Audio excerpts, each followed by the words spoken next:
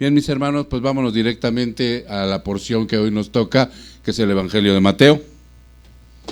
En el Evangelio de Mateo tenemos la consecutividad de lo que es Mateo 8, del versículo 5 al versículo 13.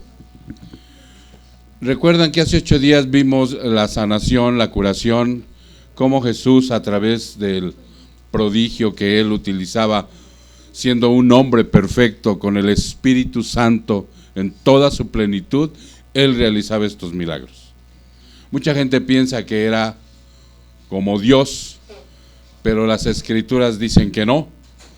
Recuerden que Jesús, cuando vino a la tierra, fue hombre 100%, pero también 100% Dios. Es algo difícil a veces de entender, cómo en una persona puede existir la naturaleza humana y la naturaleza divina, pero así es el Señor Dios. Él hace esas cosas. Entonces, una vez que sale del Sermón del Monte, ya lo vimos, empieza de nuevo a hacer sanaciones, milagros, prodigios, y vimos la sanación de un leproso. ¿Y quién recuerda, hermano, qué características vimos acerca de la aplicación de la lepra a nuestra vida espiritual? El pecado. El pecado que habita en nosotros es como una lepra. Aquellos que han visto en fotos, no creo que hayan visto de cerca en vivo a un leproso, pero lo han visto en películas, lo han visto en imágenes, lo han visto, inclusive hay un leprosario aquí en México, ¿sí? Cómo se va cayendo la carne a pedazos y cómo llegó Jesús y restauró a ese hombre, ¿no?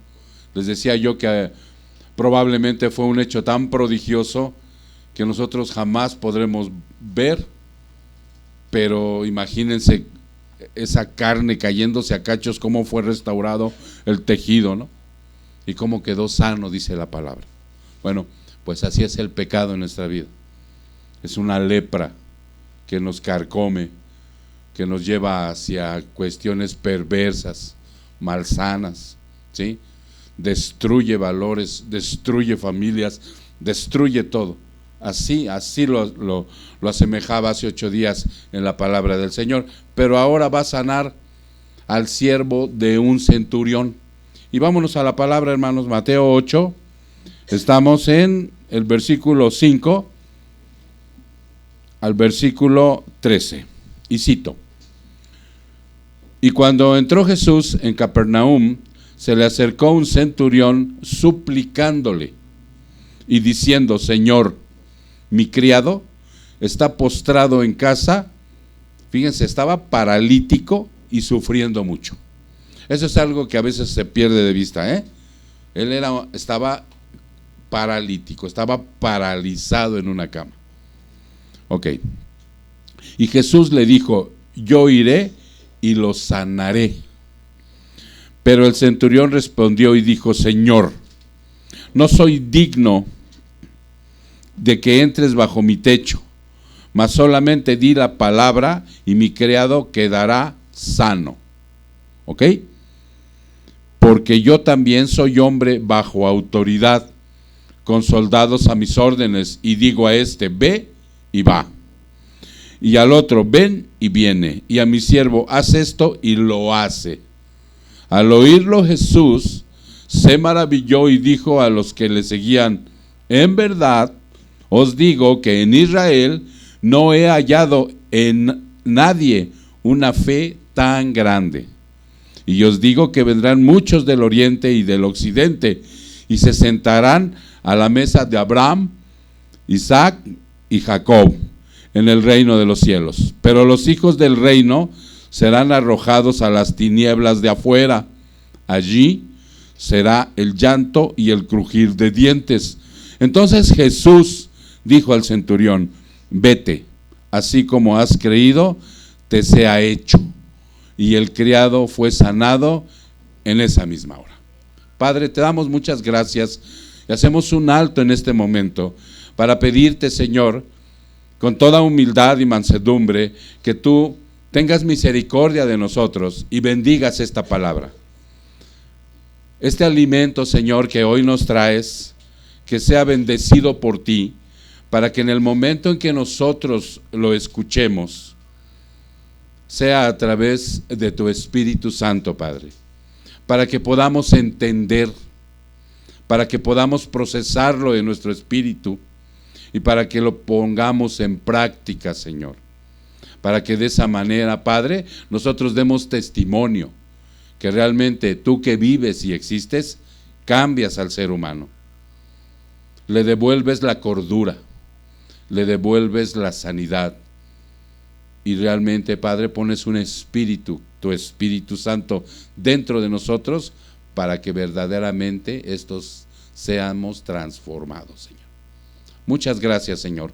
Te damos la honra y la gloria en el precioso nombre de Jesús. Su pueblo dice, amén. Ok, mis hermanos, ahora sí vamos a desempacar esto porque está muy precioso, ¿eh? Hay cosas muy especiales que trae esta palabra. Nosotros vemos aquí de entrada, cuando hemos visto estos pasajes que hemos leído en alguna ocasión, probablemente los vemos así muy por encima, ¿no?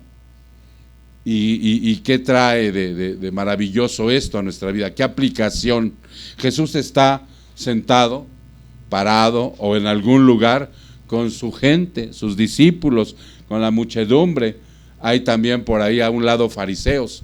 Recuerden que él siempre estaba rodeado de algo. Y había gente que creía en él. Había gente que le seguía. Había gente que aunque lo iba y lo escuchaba, pues realmente eran corazones vacíos. Pero también tenía detractores, que eran los fariseos. Hoy en la actualidad la palabra fariseo se relaciona mucho con un hipócrita, porque él les llamó así. Era la casta sacerdotal, hermanos, de aquel tiempo. Todos aquellos sacerdotes que se encargaban de guiar a un pueblo, a toda una nación en las cosas de Dios. Dios les había escogido, ¿recuerdan? Dios había dicho, yo quiero un pueblo para mí. Y de ese pueblo, el israelita escogió para que ellos fueran el pueblo de Dios. Pero resultó que eran bien necios y testarudos, igual que yo, igual que cualquiera de nosotros, hermano. O sea, les decía, no te vayas por ahí, pues por ahí se iba, ¿no? Recuerdo mucho esa frase de mi mamá. Hijo, ahí hay un hoyo, no te vayas por ahí, pues por ahí me iba yo. Entonces, hoy que conocemos la palabra, vemos que en este punto, si vemos el primer versículo, ¿sí?, que es el versículo 5, vamos a ver el versículo 5 y el 6, dice, y cuando entró Jesús en Capernaum, se le acercó un centurión suplicándole. No entró arrogante, no entró diciendo, y si me lo cumples, o me lo cumples, ¿no?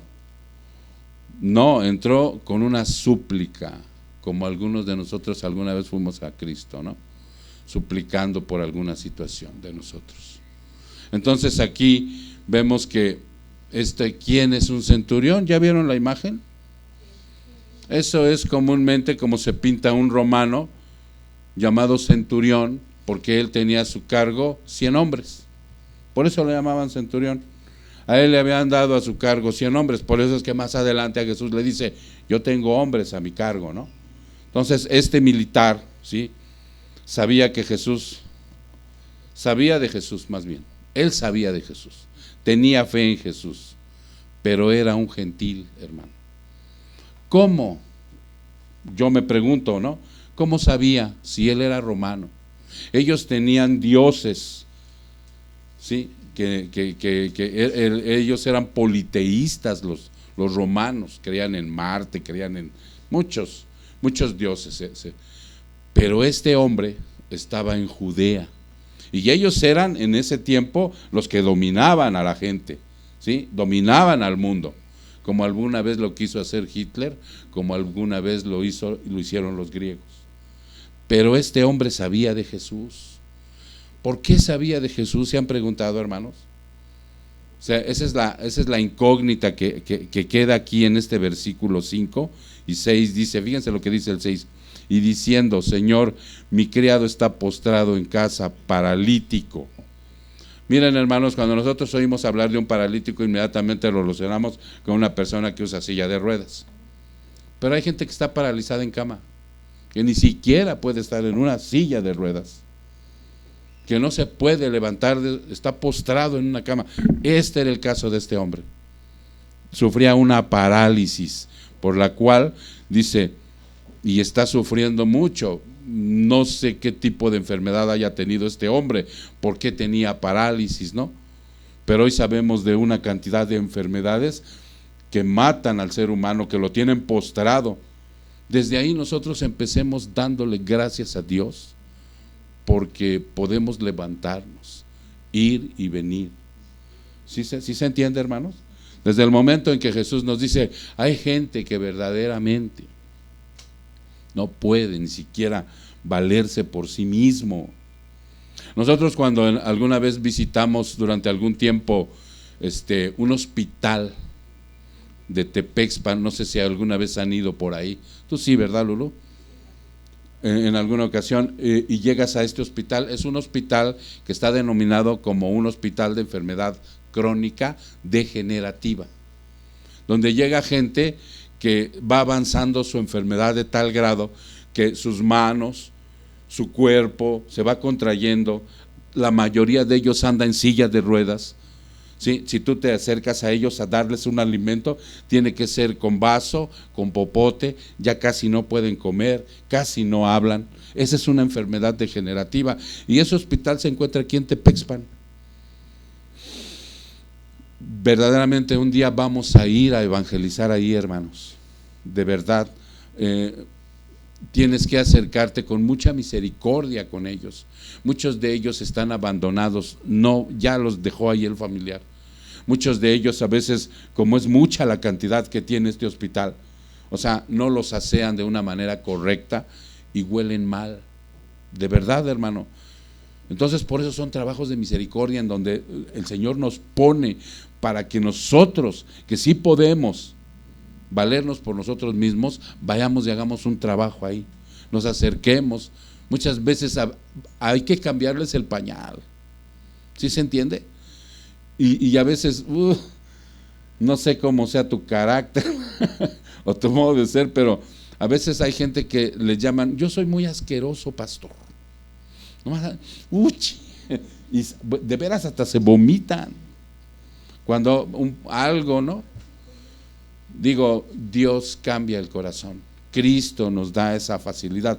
Por eso un día vamos a ir ahí, hermanos. Ya estamos orando por ese hospital que constantemente está ahí en el espíritu de nosotros, de los que estamos orando por algo, ¿no? Entonces, este hombre estaba en esas condiciones, pero regresemos al punto. Este hombre era un romano. Ustedes saben que los romanos fue la mano ejecutora, ¿verdad?, que mató a Cristo. La mayoría de ellos era ateo, no creían en el Dios verdadero, tenían sus propios dioses. ¿Cómo lo conocían? Afortunadamente, hermano, hay otros evangelios que nos aclaran. Vámonos a Lucas. Vámonos al evangelio de Lucas, allá adelantito, en el capítulo 7. En el capítulo 7 de Lucas, vamos a ver el versículo 2, para que ustedes vean que ahí está la misma enseñanza. ¿Recuerdan que Lucas era un médico griego? Él no era judío. Y Lucas, cuando escribe el evangelio, hagan de cuenta que era como un magnífico reportero. Fue e indagó, fue y preguntó. Dios le dio esa capacidad para escribir el evangelio y lo presenta como el hombre perfecto, ¿no? Los griegos, ya saben, pues eran los creadores de la filosofía, ¿no? Eran muy inteligentes, buscaban la perfección en el ser humano, filosofaban acerca del universo y del origen del hombre, y buscaban esa perfección. Sus mentes eran muy hábiles, sus mentes eran prodigiosas, no cualquiera, de verdad, hermano. y llega el Señor Jesucristo a decirles, aquí está el hombre perfecto. Lucas les dice, aquí está el hombre perfecto, yo he indagado de él. Lucas no lo conoció, Lucas no anduvo con él, Lucas vino después. Él era un griego de Tesalónica interesado en las enseñanzas de Jesús, y cuando se integra al grupo de discípulos, o sea, se convierte a Cristo, ama al Señor e indaga de su vida y escribe el Evangelio. Y vean lo que él encuentra. Dice, vamos a ver desde el 1, dice, cuando Jesús terminó toda su palabra al pueblo que le oía, se fue a Capernaum. Ven que es algo similar a lo que dice Mateo. Capernaum era una ciudad, ya no existe, muy preciosa, que la mayor parte del tiempo ahí andaba Jesús. Y el siervo de cierto centurión, a quien éste apreciaba mucho, estaba enfermo y a punto de morir. Al oír hablar de Jesús, el centurión envió a él unos ancianos de los judíos pidiéndole que viniera y salvara a su siervo. Él era amigo de los judíos, ahí lo menciona. ¿Ya se dieron cuenta por qué conocía a Jesús? Él era amigo de unos ancianos judíos. Entonces, esos ancianos judíos ya creían en Jesús y los manda, les dice el centurión, vayan por favor, dice el 4, cuando ellos llegaron a Jesús, los ancianos judíos, le rogaron con insistencia diciendo, el centurión es digno de que le concedas esto. O sea, ellos hablaron bien de este hombre.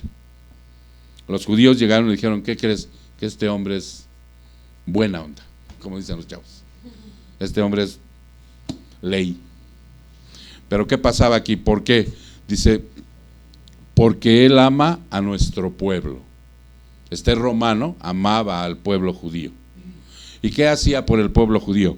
Y fue él quien nos edificó la sinagoga. O sea, les ayudó a levantar una sinagoga. O sea, él amaba a Jehová. Él sabía de las escrituras, él sabía de la promesa de que iba a venir un Mesías. Este hombre sabía, ¿sí? Este hombre era un hombre que estaba puesto en autoridad, ¿recuerdan?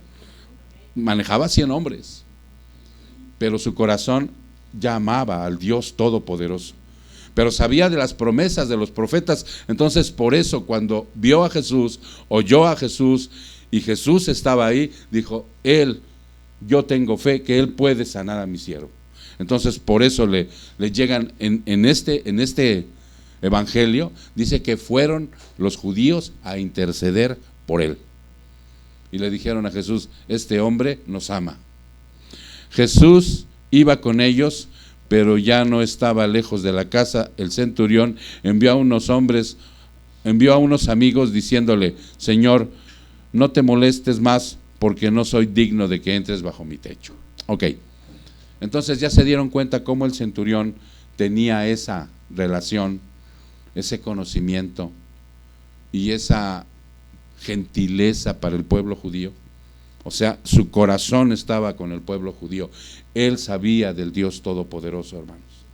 Ok, la enfermedad que este hombre tiene, el siervo, él era un siervo, hermano. ¿Saben lo que es un siervo? Doulos, dice la palabra griega, un esclavo.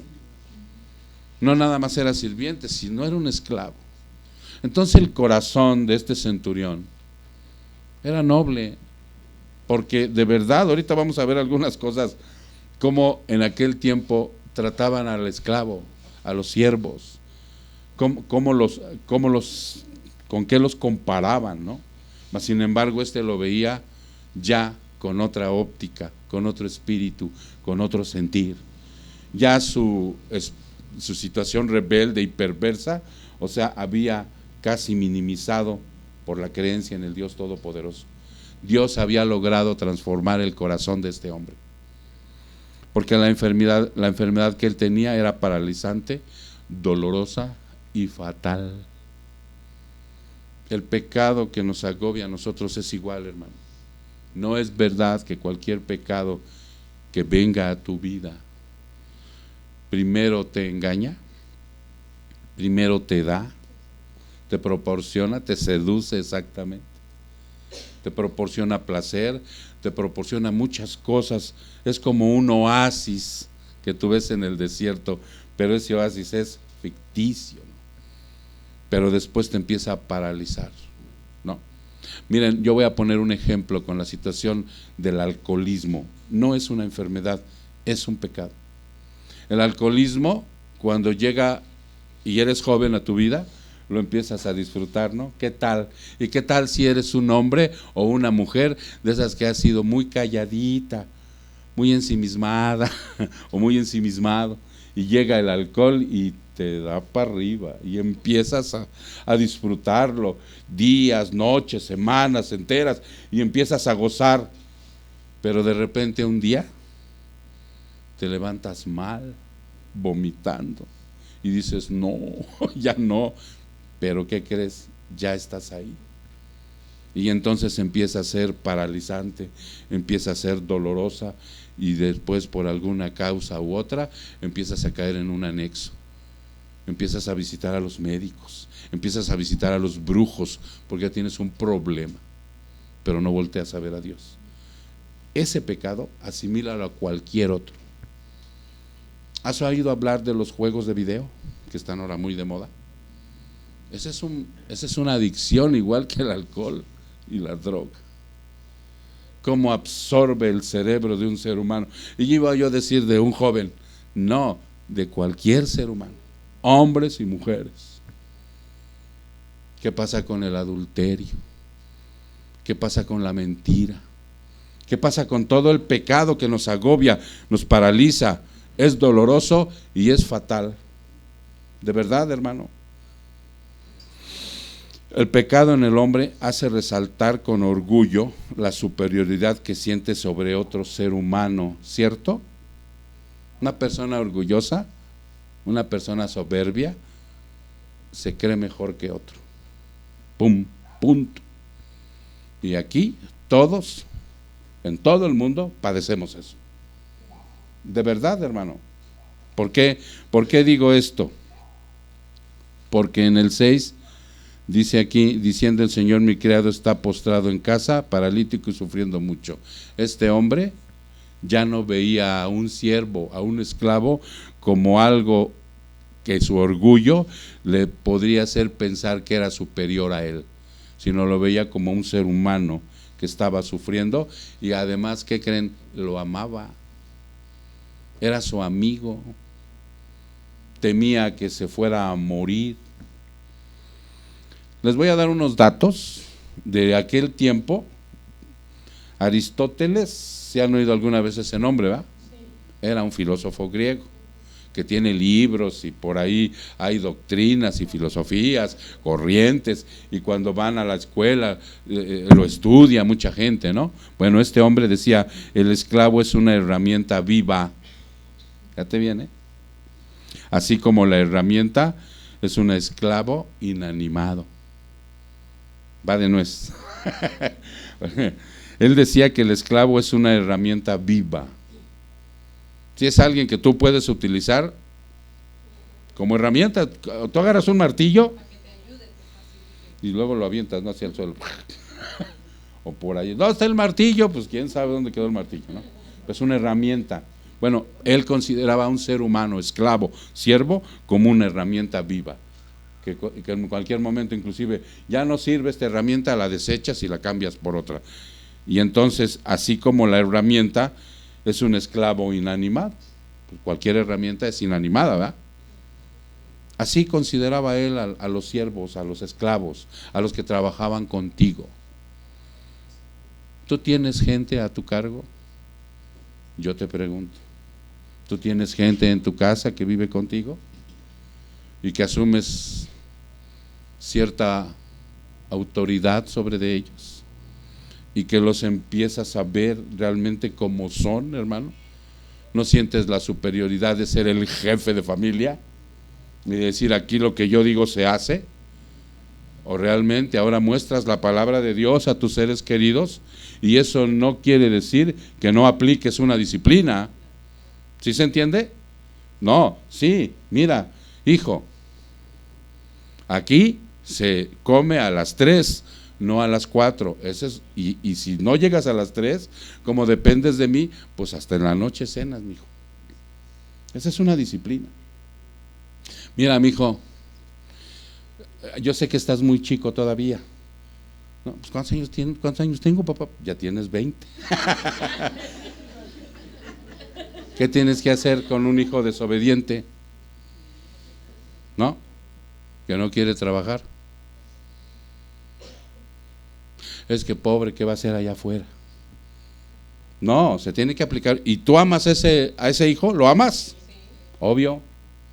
Pero se tiene que aplicar una disciplina. Pero no tienes que sentirte superior a él. Jamás.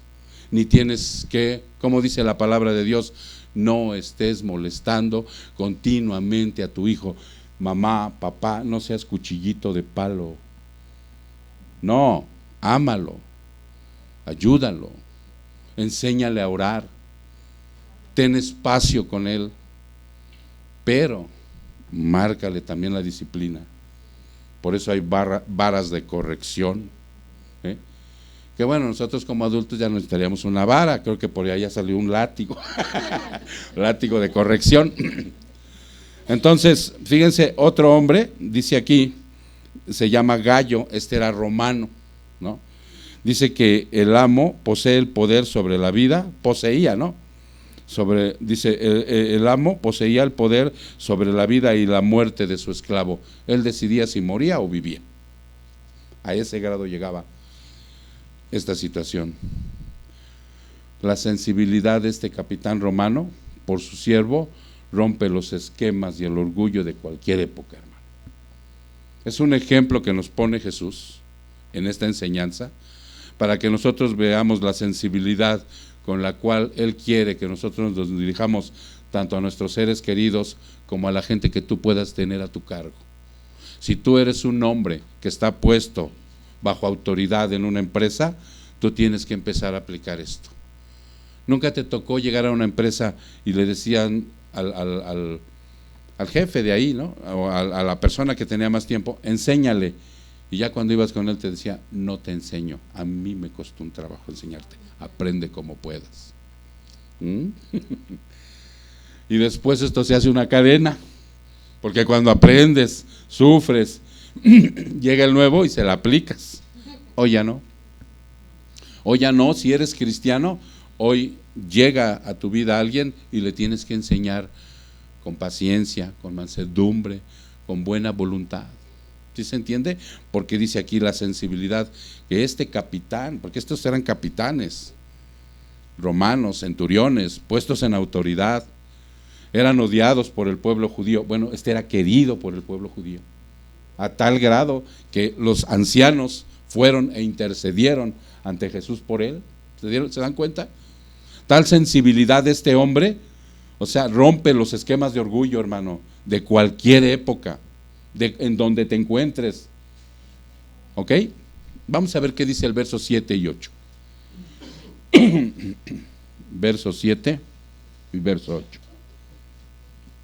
Y Jesús le dijo, yo iré y lo sanaré. Fíjense cómo dice, yo iré y lo sanaré. Jesús, ¿qué ve en este hombre? Más adelante ve la fe, pero antes de ver la fe, porque hasta ahorita él no ha recibido la palabra de solo dilo, ¿no? Sino simple y sencillamente le dice, él ve el corazón del hombre. Nosotros ahorita, yo se los he dicho muchas veces, ahorita nosotros podemos estar bien bañaditos y damos una apariencia, ¿no? Pero Él sí está viendo el interior de todos nosotros ahorita. Sabe exactamente qué estamos pensando y de qué calibre somos. ¿Qué tanta perversidad hay en mi alma? ¿Qué tanto autoengaño? ¿Por qué hago las cosas? Si las hago de buena voluntad o hay alguna situación por debajo que yo no quiero mostrar, pero que voy con otras intenciones. Él lo sabe todo. Él sabe eso, hermano. Por eso dice aquí que Él ve el corazón y nos deja una enseñanza preciosa para poder avalar esto. Vámonos al primer libro de Samuel, en el capítulo 16. En el primer libro de Samuel, en el capítulo 16, en el versículo ¿Dónde me quedé? 6 y 7. Primer libro de Samuel, 16, en el 6 y en el 7. Dice, y aconteció que cuando ellos entraron, vio a Eliab, ¿no? Ahí está un nombre para los futuros niños que van a nacer. No, ¿verdad? No te gusta. Ok. Eliab, y se dijo, ciertamente el ungido del Señor está delante de él. ¿Quién era esto? ¿De qué habla aquí el profeta a través de este libro? La historia dice que fue el profeta a elegir al nuevo rey. ¿Por qué? Porque Saúl había fallado. Saúl había desobedecido las órdenes de Dios y iban a levantar a otro rey. Ustedes han visto cómo el Señor muestra a Saúl, un hombre alto, ¿sí?, fornido, bien parecido, musculoso, ¿no? Pues era un tipazo, ¿no? Así como quién. Aquel dice, así como yo. No, o sea, estaba tremendo el hombre, ¿no? Entonces Samuel va en busca, como lo van a sustituir, pues va en busca de alguien así. Entonces ve a uno de los hijos, ¿cómo se llamaba el papá de David? Isaí. Exacto. Entonces ve a uno de los hermanos de David, más fortachón, y dice, es este. No hay otro. Pues, ¿quién más? Entonces por eso dice aquí, se los voy a volver a leer. Y aconteció que cuando ellos entraron, el profeta vio a Eliab, y se dijo, ciertamente el ungido del Señor está delante de él. Dice, es él es el bueno. Tenía muchos hijos, ¿recuerdan? Muchos hijos. 7. Y esto es lo que a veces pasa con nosotros, hermano. Por eso nosotros no debemos ser prejuiciosos cuando conocemos a alguien. Tú haces un juicio previo siempre, ¿no? ¿No nos pasa así? Aún en Cristo, hermano. Ves a la persona y dices, ya me cayó gordo. No, brother, o sea, conócele, permítele siquiera que hable contigo. No lo juzgues hasta de tiempo, no lo prejuicies, no hagas un juicio previo porque entonces dice aquí, es lo que está haciendo el profeta, dice, pues este es el bueno, ¿no? Y entonces el Señor lo agarra y le dice, pero el Señor dijo a Samuel, no mires a su apariencia. ¿No es cierto que como te ven te tratan en el mundo? ¿No es cierto que si tienes que ir a pedir un trabajo tienes que ir bien presentable, porque si te ven llegar con tu pantalón de moda así raído y todo el rollo, pues no. Entonces así es en el mundo definitivamente. Pero para nosotros dice el Señor que ya no, hermano. Aquí puede entrar alguien que puede ser un indigente y si viene a escuchar la palabra de Dios lo tenemos que recibir y le tenemos que dar un abrazo. Si entra un narcotraficante también, si entra un violador también, si entra un asesino también, así como el simple y sencillo chismoso, el pecado del chisme, también. Cualquiera que llegue y quiera conocer a Jesús es bienvenido. Nosotros no podemos hacer diferencias, pero por eso Jesús pide, no mire su apariencia, ni lo alto de su estatura, porque lo he desechado, pues Dios ve no como el hombre ve. ¿Ya se entendió? Por eso el esquema de como que te ven, te tratan, en nosotros ya no opera, hermano. Porque aquí te digo, se puede parar alguien así medio andrajosito, y si tú, no, pues cómo va a entrar, mira, todos andan bien guapetones, ¿no? A lo mejor hasta viene oliendo a pipí, a lo mejor viene oliendo a no, ¿cómo? Y hay un rechazo. Así pasa a veces en nuestro núcleo, en nuestra familia, en nuestro diario vivir. Alejas a la gente, aún sin conocerla. No hay misericordia. Entonces dice aquí, Dios ve no como el hombre, pues el hombre mira la apariencia exterior. ¿Ya se dieron cuenta por qué rechazamos a veces a la gente? ¿Por qué la malvemos? Porque vemos la apariencia exterior, pero el Señor mira el interior, lo que piensas, lo que haces. Cuando cierras la puerta de tu recámara, sabe lo que estás haciendo ahí. Y sabe verdaderamente si sales como una persona hipócrita a dar otra imagen. Lo sabe perfectamente. No es cierto que a nosotros nos avergonzaría que nos vieran en un estado neurótico que luego caemos en casa. ¿No? Imagínense, ay, no voy a venir el pastor ahorita. Que estamos peleando, ¿no? No manches. Nos avergonzaría que el pastor nos viera, pero te está viendo Dios, mi hermano. Pues el pastor, ¿qué? El pastor también está medio neuras, pues.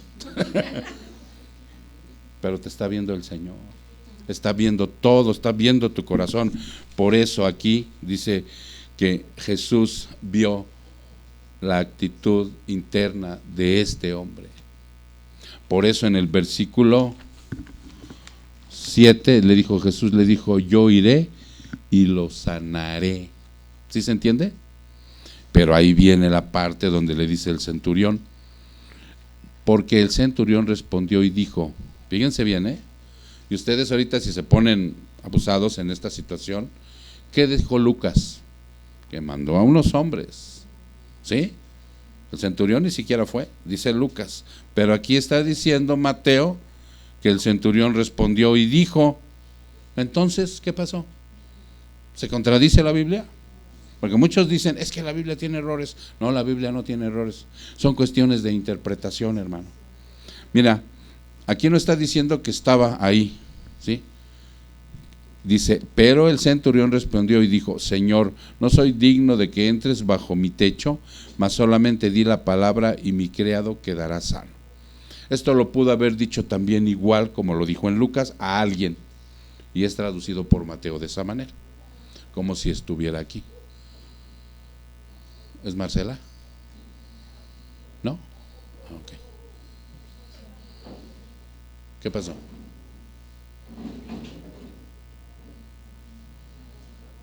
Hay que abrir la puerta, Pepe. Jala el carro, Jesús. Ok.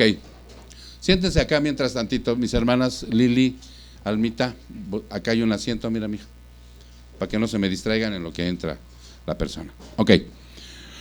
Muy bien, entonces aquí hace resaltar esto Jesús y dice que el centurión se dirige a Jesús.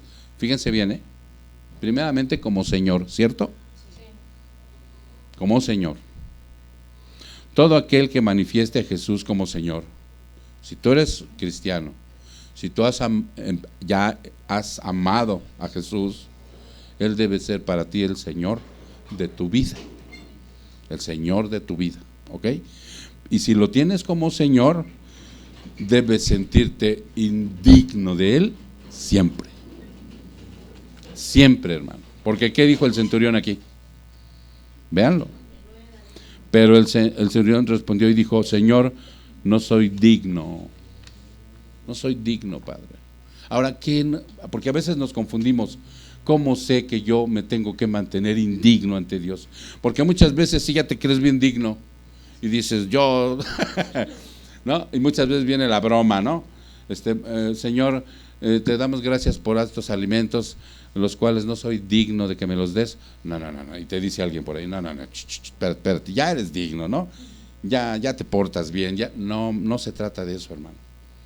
Porque vamos a ver exactamente por qué siempre nos pide el Señor que si Él es nuestro Señor, si ya es el Señor de mi vida, si no únicamente, hermano, lo tenemos como un ídolo a Cristo, si no lo tenemos como la Cruz Roja, ¿no? Que cuando realmente lo necesitamos, córrele a hablar a la Cruz Roja y ahí viene Jesús, ¿no?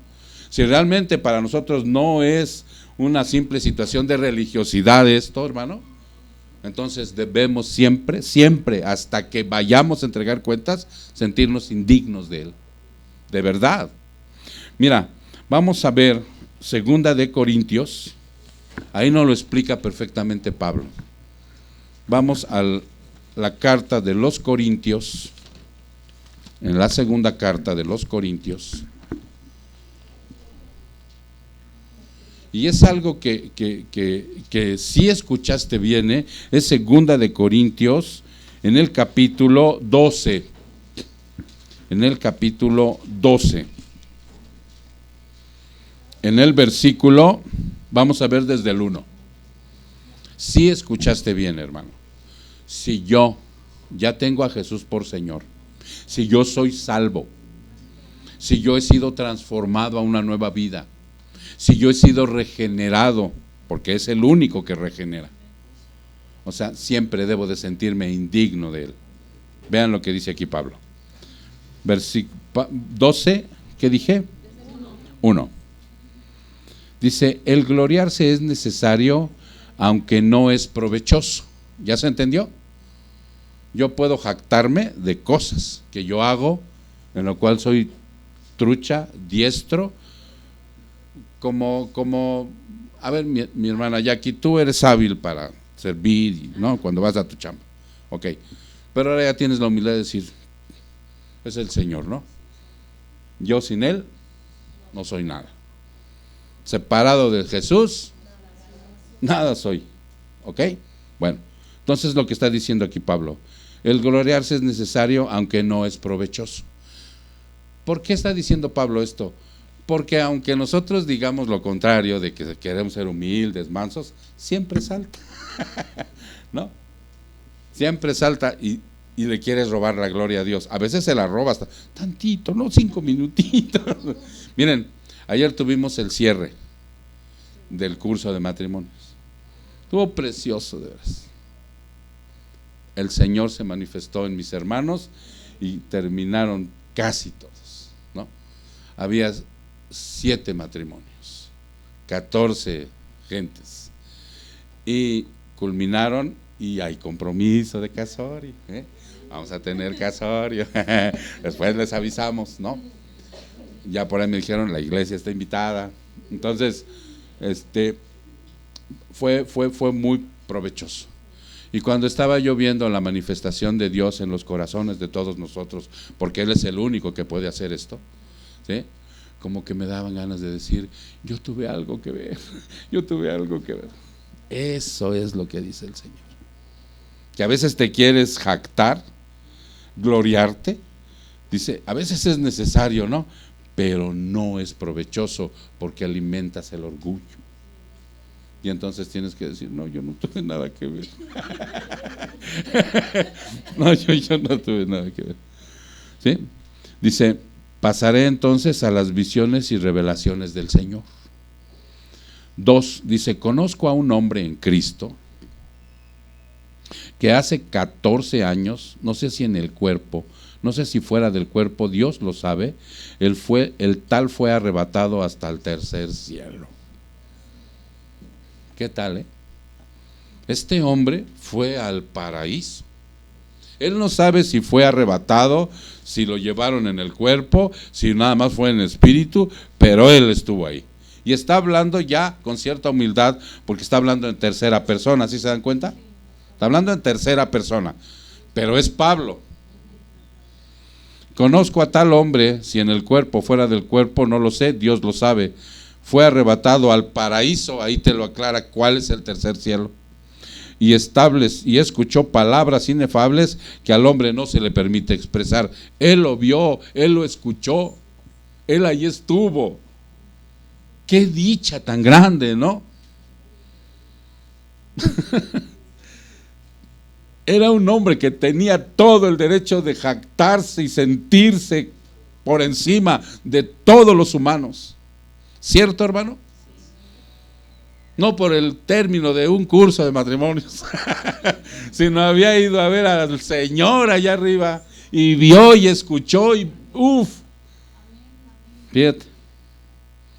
Dice, de tal hombre sí me gloriaré, pero en cuanto a mí mismo no me gloriaré, sino en mi debilidad. Eso es empezar a sentirse indigno siempre de las manifestaciones de Dios. Y yo caí ahí anoche. Le dije, Señor, perdóname. Tu palabra hace rato que estábamos preparando antes de salir a matrimonios decía que yo tengo que ser indigno, y eso me rescató el día. No, yo no soy fuerte, yo no puedo, yo soy débil. Ahí me gloriaré. ahí me sentiré bien en mi debilidad. ¿Sí? Siervo inútil, dice mi hermano Eric, somos. ¿Sí o no, Eric? Después de que hayas hecho todo lo que Dios te mandó, te clasifica el Señor como un esclavo inútil, indigno de Él. Este hombre dice, porque si quisiera gloriarme, no sería insensato, ¿no? Si quisiera jactarme, si quisiera pararme el cuello, si quisiera presumir, lo puedo hacer porque fui al cielo, Dios me llevó. Pues diría la verdad, mas me abstengo de hacerlo para que nadie piense de mí más de lo que ve en mí y oye en mí. Eso es practicar el reducir el ego a través del Señor, no a través del ser humano. Porque el ser humano te puede humillar, el ser humano te puede sobajar con palabras, el ser humano te puede terapear. No sirve, no sirve. Inmediatamente sale a relucir la contraparte y dice, no, no sirve, hermano. O te hace reír nada más. Aquellos que han escuchado terapias de gentes, de oratorias de estos jóvenes de AA, saben que a veces te hace reír esa terapia, que puede ser muy asemejada a tu vida, y nomás te estás haciendo a un ladito así para que no te haga daño, ¿no? Nada más. Pero llega la palabra del Señor y es otra cosa. Dice, y dada la extraordinaria grandeza, fíjate bien, dada la extraordinaria grandeza de lo que le revelaron allá arriba, porque eso fue revelado para él, y él lo toma como una grandeza preciosa, incalculable. Dice, por esta razón, para impedir que me enalteciera. ¿Quién tiene Biblia NTV? ¿Cómo dice Elena esa parte? Para impedir que me enalteciera, ¿qué le dieron? Sí, es el 7.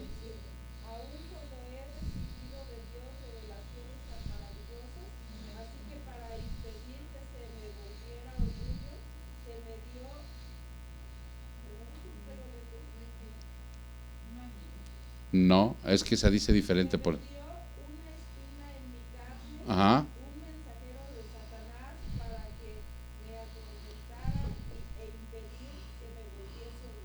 Fíjate. Ese mensajero de Satanás, ¿qué era? Una enfermedad. Una enfermedad. El centurión estaba paralizado, estaba dolorido y sufría mucho. Cualquiera de nosotros no ha sufrido por una enfermedad, por un dolor de muelas, por un dolor de estómago, por un dolor de lo que sea. ¿Sí? ¿Para qué se nos da a veces eso? Para que no te enaltezcas, chaparrito. A Pablo se le dio eso, ¿sí?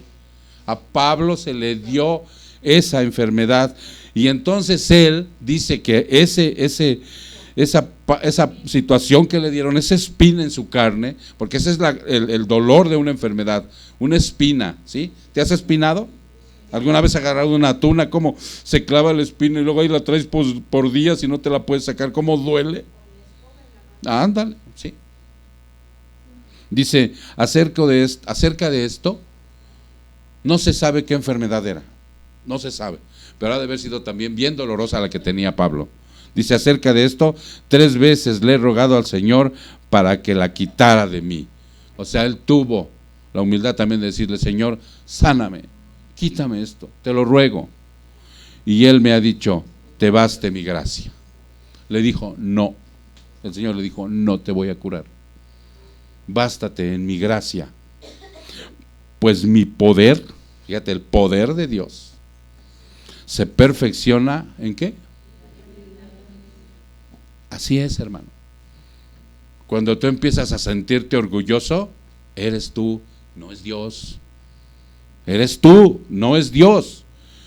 Pórtate humilde, humíllate ante Él. Dice ahí, si se humilla mi pueblo, si se humilla mi pueblo, si no llega con sus jactancias, si no cree que todo lo que está sucediendo a su alrededor es por él, si no es a través de Dios por él, entonces esa es otra cosa, te estás viendo indigno ante sus ojos siempre. Dice, porque el poder se perfecciona en la debilidad. Por tanto, muy gustosamente me gloriaré más bien en mis debilidades, para que el poder de Cristo, exactamente. Y ya sabemos que el poder no es otra cosa más que el hacer realmente eso, ¿sí? Poder hacerlo. Si yo llego a Cristo y yo no podía parar de beber, ni de drogarme, ni de ser adúltero, ni de ser masturbador, ni de dejar ver pornografía, o sea, todos sabemos ahorita qué pecado, con qué pecado tan grande llegamos a Cristo. Él puede hacer eso. Él sí puede transformar. Por eso esto no es una misa. Por eso esto no es una religiosidad. Este es el poder de Dios a través de la palabra, que te habla y te dice: sí se puede, hijo, pero siempre y cuando sea bajo de estas condiciones que yo te pido. Entonces Él le llamó Señor, ¿cierto? Si tú le llamas Señor a Jesús, entonces tienes que hacer eso que hizo el centurión. Soy indigno de ti, Padre. Siempre seré indigno de ti, Señor. Ayúdame. Y entonces verás las maravillas de transformación en tu vida y en la vida de los demás. Entonces, yo ayer platicaba con un hermano, porque también cenamos, ¿verdad? También comimos, trajeron mis hermanos unos ricos platillos y comimos adobito, mole, en fin, ¿no? Las papas con longaniza que trajeron. También, o sea, cenamos rico, ¿no? Y platicábamos y le decía yo: creo que esta congregación, y ojalá no me equivoque, es una congregación que ora constantemente, que está pendiente de sus hermanos, que está pendiente de su familia, ¿sí? Hace poco mi hermano Celso sufrió el deceso de su hermana, la cual también estaba sufriendo, ¿sí o no, Celso? Ya tenía rato con una enfermedad crónica y degenerativa también. Y ahora que sucedió, yo vi la respuesta de mis hermanos orando, ya no por el que murió, porque el que murió ya está juzgado por Dios. Ya no se ora por los muertos, pero oramos para que le diera restablecimiento a él, a Tere, a Lázaro, a Eric, a Chalo, a toda su familia, y su familia de allá, la más directa, ¿no? De la misma manera, cuando le sucedió el percance a Iván, ¿dónde está Iván? Hoy no vino, ¿verdad? Hoy no vino, pero estábamos orando, que le demos gracias a Dios porque no le pasó nada y estuvo fuerte el choque. Así de la misma manera, hermano, oren. Una congregación que ora y se humilla ante Dios es una congregación que crece. Y el ser humano que viene encuentra realmente que si es sanado de su enfermedad o no es sanado, de todos modos ama a Dios. Pero lo que realmente nos interesa es que la salvación de su alma sea algo verdadero, no una falsa profesión de fe, que crean que son salvos y no lo sean. Entonces, por eso, hermano, esa es una de las partes más preciosas de esto. Es una de las partes más hermosas de Mateo, en donde verdaderamente el centurión le dice: soy indigno. Y la aplicación es esa para nosotros, que si realmente es el Señor de nuestra vida, ¿sí?, mantengámonos débiles, para que en la debilidad Él se manifieste en nuestra vida.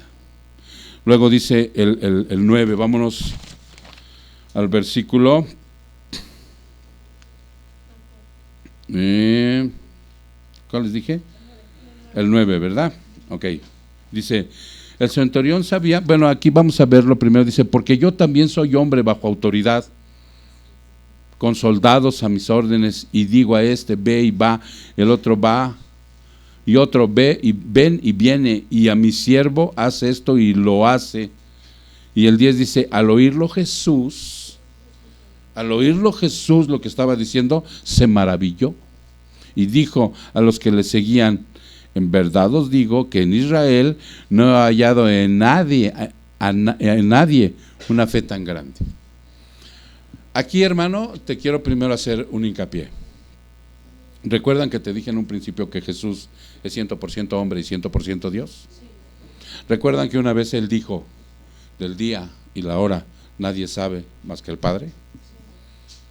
O sea, porque estaba manifestándose como Jesús hombre. Jesús hombre no lo sabía, la divinidad sí. Pero es el mismo ser, pastor, sí, pero el hombre no lo sabía. Y aquí es igual, el hombre está escuchando al hombre de la fe, por eso se maravilla. Dios sí sabía de la fe que tenía él. ¿Ya se entiende? Se van bien, si observan en las enseñanzas cómo está la divinidad actuando y el hombre también, pero por separado, no se echaban la mano. No le susurraba Jesús Dios a Jesús hombre, oye, fíjate que no, dos naturalezas en una persona totalmente separadas. Eso es algo que te da vueltas la cabeza, pero ese es el poder de Dios. Entonces aquí dice que el centurión sabía que un hombre con poder debe ser humilde. Humilde, hermano. Un hombre que Dios le da un poder tiene que ser humilde, porque si es jactancioso, ya no está Dios. Ya no. Así de sencillo. En el momento en que el varón o la mujer empiezan, ¿no?, a elevarse por encima del poder que Dios le da, ahí se acaba Dios. Ya no está. Icabod, la gloria de Dios se ha ido, de su vida, de su familia, de su trabajo, de todo se ha ido el poder de Dios. Ya no está. Por eso el centurión sabía esto. La humanidad de Jesús quedó asombrada cuando vio a este hombre totalmente humilde. Dijo, wow. ¿Sí? Ya que en otra ocasión tal fue su tristeza que lloró al no encontrar esa fe en el pueblo elegido. ¿Cierto? No la encontró. Vino a los suyos y los suyos no le recibieron. Y así como se asombró de un gentil, de un romano que tenía fe en él, lloró cuando vio a su propia nación cómo lo rechazó. Lucas 19.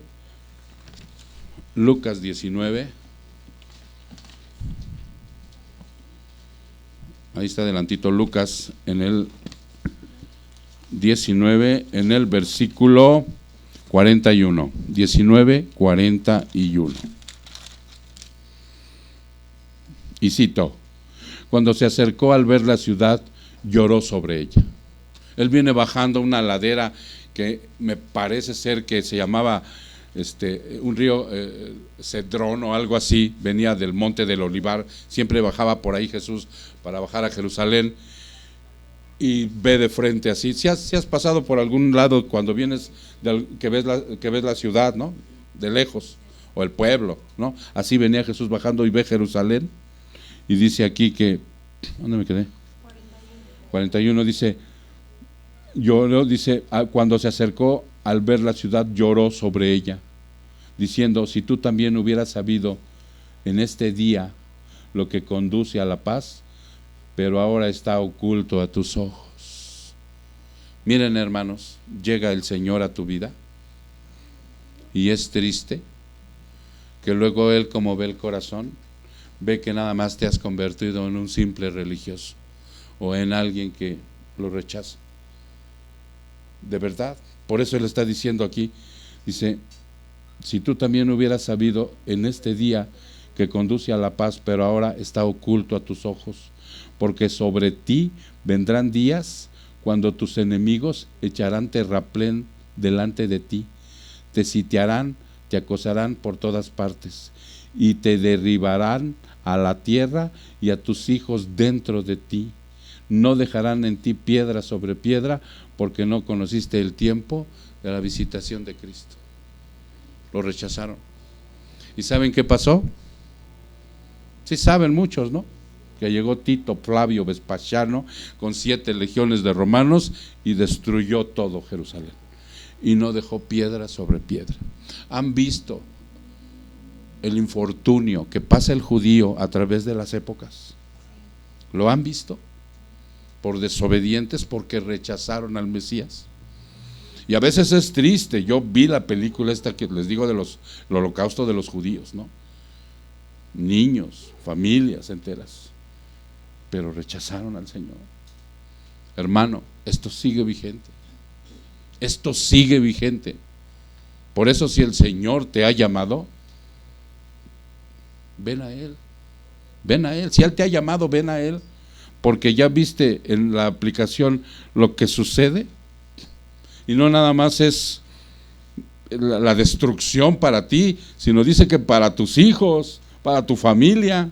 Dice, porque sobre ti vendrán días cuando tus enemigos, ¿quiénes son nuestros enemigos? El pecado, el mundo y Satanás. Y es el pecado que habita en mí, o sea que yo soy mi peor enemigo. O sea, yo soy peor que Satanás. Sí, porque a veces le echamos la culpa al diablo, ¿no? El diablo, pues yo qué, no, el peor de esos enemigos, porque aquí dice, vendrán tus enemigos, ¿sí? Cuando tus enemigos echarán terraplén delante de ti. ¿Qué es eso de terraplén? A la ciudad la van a destruir, no van a dejar piedra sobre piedra, van a quedar sepultados en las ruinas. Eso es terraplén. Te sitiarán, te acosarán por todas partes. Así es el pecado, así es Satanás y así es el mundo. Mira, te rodean y no tienes ni para dónde hacerte. ¿Por qué no has venido al culto? ¿Qué pasó? Pues el mundo, pastor, ya me está jalando, me está haciendo ojitos el pecado, bueno, Satanás está, pero como un porrista de esos ¿se han visto ahora la NFL? ¿Sí? Como te echa porras para que sigas ahí. Ok, y luego dice, y te derribarán a tierra. Te va a tirar. Te va a tirar el pecado, te va a tirar el demonio, te va a tirar el mundo. ¿Y a quién más? Y a tus hijos dentro de ti, y no dejarán en ti piedra sobre piedra, porque no conociste el tiempo de la visitación.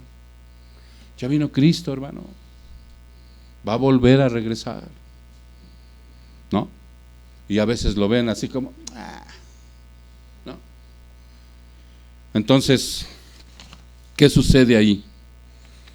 Volvemos a Mateo 8. Vamos cerrando, hermano. Vamos a Mateo capítulo 8. Vamos en el versículo, dijimos, vamos al 11, ¿sí? Vamos al versículo 11. Pues si vosotros siendo malos,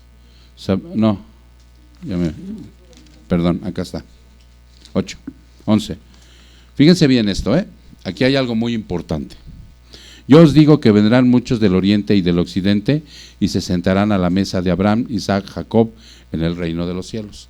Como estos me han rechazado, o sea, van a venir ustedes, nosotros, de todas las partes, porque no nada más es a través de la genealogía. Fíjate bien lo que dice aquí.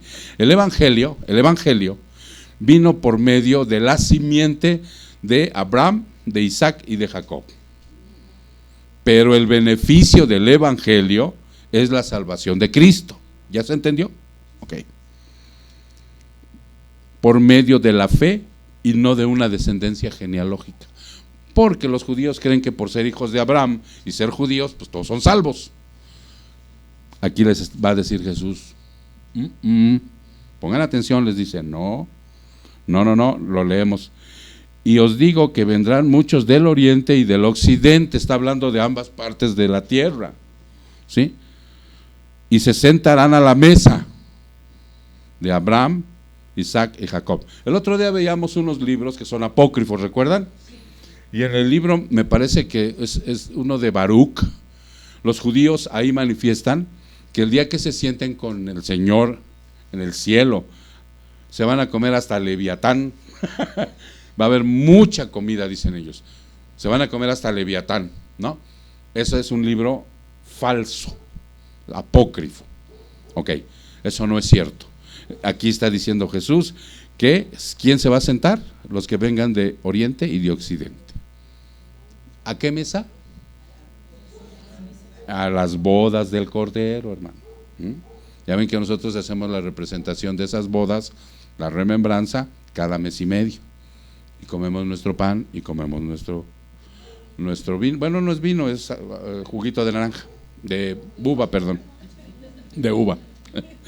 Ok, entonces le está diciendo, ¿sí? Y se van a sentar ustedes, aquellos que realmente sean salvos, a la mesa, ¿sí? Pero los hijos del reino serán arrojados a las tinieblas de afuera. ¿Quiénes son esos hijos del reino? Porque yo a veces me considero un hijo del reino, ¿sí o no?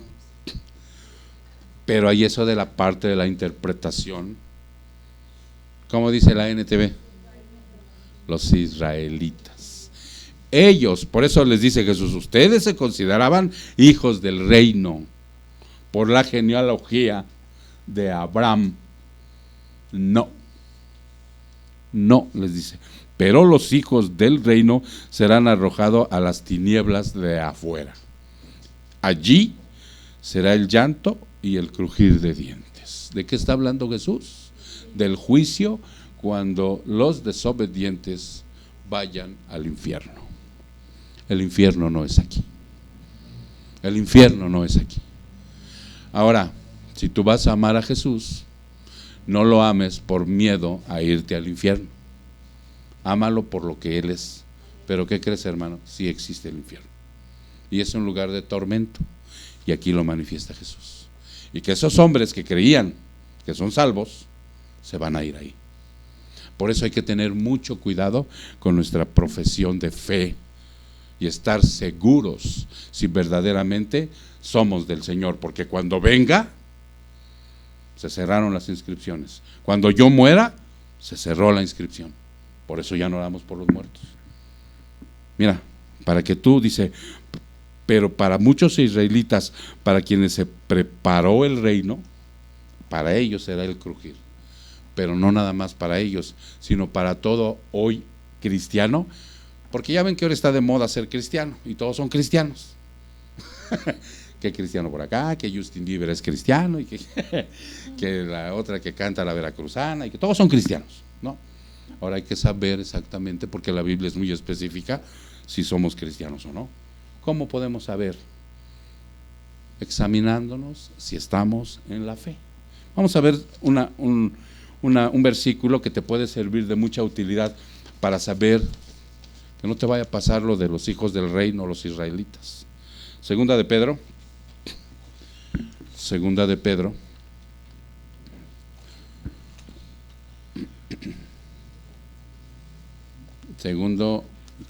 carta de Pedro, en el capítulo 1, vamos a ver desde el 3. ¿Ya estás ahí, hermano? Dice, pues su divino poder nos ha concedido todo cuanto concierne a la vida y a la piedad, mediante el verdadero conocimiento de aquel que nos llamó para su gloria y excelencia. O sea, esto es muy claro, ¿verdad? Segunda de Pedro, capítulo 1, versículo 3. Ahí empezamos. ¿Ya estamos ahí? Ok, repito. Pues su divino poder, el de Dios, nos ha concedido, o sea, nos ha dado todo lo que es concerniente a la vida y a la piedad, mediante el verdadero conocimiento. Fíjate bien cómo marca, verdadero conocimiento. Sí, porque en la semana me decía una persona que le estaba yo predicando por allá por Linda Vista, que él es católico y el Dios es el mismo.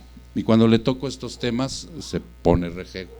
Le digo, no, mire mi estimado, hay un verdadero conocimiento.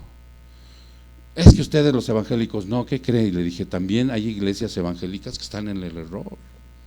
Muchos de los que estamos en la iglesia hemos salido de congregaciones cristianas evangélicas que no son cristianas ni evangélicas. No se trata de religión, le dije, ¿no? Y aquí te lo está afirmando el Señor a través de Pedro. El verdadero conocimiento ¿de quién? De Jesús, que nos llamó por su gloria y su excelencia. 4, por medio de las cuales nos ha concedido sus preciosas y maravillosas promesas, unas de las cuales es vida eterna y cuerpo glorificado. Y por fe creemos en eso, a fin de que por ellas lleguemos a ser partícipes de la naturaleza divina. ¿Sí? Una vez ya siendo partícipes de la naturaleza divina, ¿esto cuándo sería? ¿Cuando ya estemos en gloria? No, hermano, ahorita, cuando eres nacido de nuevo, ya participas de la naturaleza divina, porque nada más ni nada menos el Espíritu Santo vive y mora en ti, habiendo escapado de la corrupción que hay en el mundo. ¿Te das cuenta? O sea, y Él lo pone como un escape, como una vía de escape, pero en realidad Él tuvo misericordia para que abriera esa puerta y yo corriera para allá. Ven, me dijo, y ¡bum! Corriendo, hermano. Por causa de la concupiscencia. Concupiscencia es por causa de la maldad que habita en mí. ¿Ok? Por esa razón, también obrando con toda diligencia, ahora te pide que actúes ya, como dirían los chavos, muévete que te empiojas. Sí, así es lo que está. Es algo similar para que me entiendas. Añade a vuestra fe, ahora tienes fe, ¿sí? Ahora crees en Cristo, ahora eres el Señor, pues añade a esa fe virtud. Ya tienes virtud, ahora añádele conocimiento. Ya tienes conocimiento, añádele a ese conocimiento dominio propio, que eso es importantísimo, porque teniendo dominio propio no es fuerza de voluntad. La fuerza de voluntad parte de uno y no sirve. ¿Cómo les van con los propósitos, por cierto? De año nuevo todavía. ¿Ya dejaron el pan? No, pero el dominio propio sí ese proviene de Dios, ¿sí? Y entonces ese dominio propio te va a permitir no caer en la tentación del pecado. ¿Y al dominio propio qué? Claro, persevera. Híjole, hoy no pude, pues mañana. Y persevera hasta que se alcance, dice, y a la perseverancia, piedad. Ahora, ¿qué es la piedad? No es la piedad Michoacán otra vez, no, es toda la obra redentora de Cristo. Ahí está, ahí desemboca todo. Pues estas virtudes, al estar en vosotros y al abundar, no dice, al estar poquitas ahí que apenas y se van a ver, no, tiene que haber en abundancia. No te dejarán ocioso, no te dejarán ocioso. Ayer les posteaba un versículo que dice, si te ocupas en hacer lo bueno la mayor parte de tu tiempo, no vas a pensar en lo malo. Dedícate a estudiar, dedícate a hacer el bien, ve a evangelizar, predícale al vecino, predícale al de Lindavista, haz lo bueno. Ay, es que no se me da, pastor. ¿Cómo no se te va a dar si eres cristiano? Por eso dice, no estés de ocioso, ni estéril en el verdadero conocimiento de nuestro Señor Jesucristo. Estudia. Miren, ayer por fin Dios escuchó mis oraciones. Entregué una Biblia de estudio. Entregué una Biblia de estudio.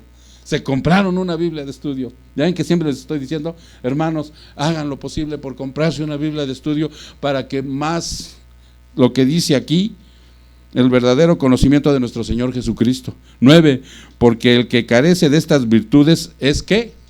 Ciego y corto de vista, está siendo miope espiritual, habiendo olvidado la purificación de los pecados pasados.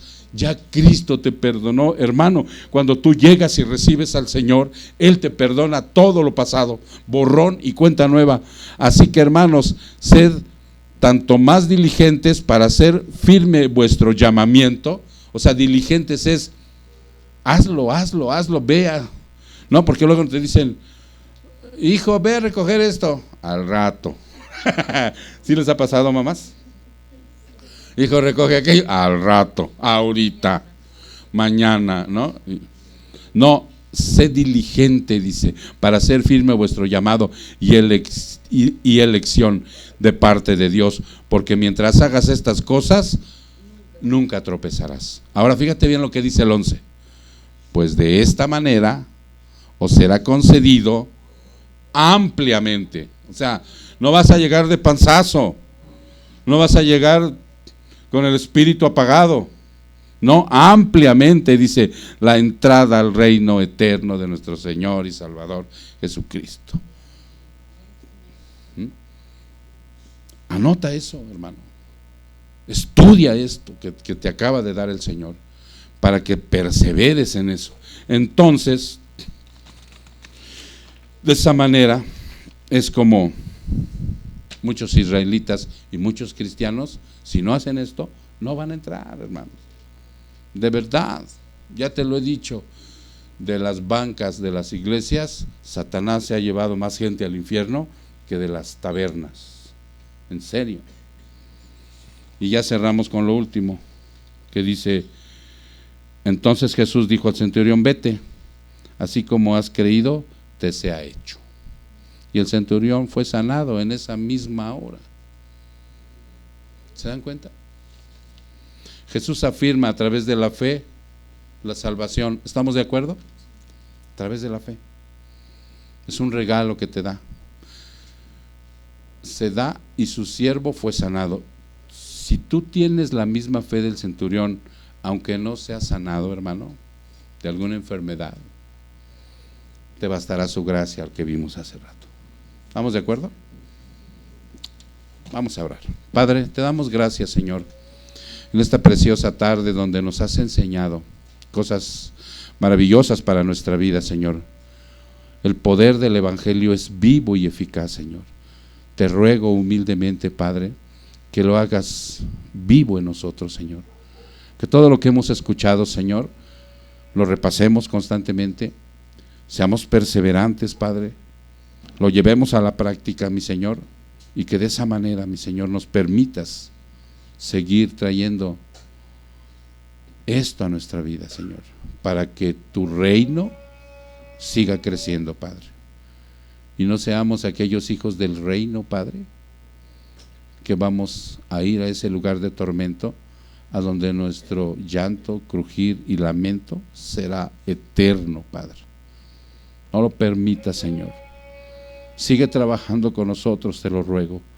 Sigue probándonos, Señor. Sigue disciplinándonos, Padre, para que de esa manera nosotros podamos, Señor, un día estar todos juntos, mi Dios, sentados a esa mesa, compartiendo contigo esa cena preciosa de esa boda hermosa, Señor. Gracias, Padre. Te damos la honra y la gloria en el precioso nombre de Cristo Jesús. Su pueblo dice: amén.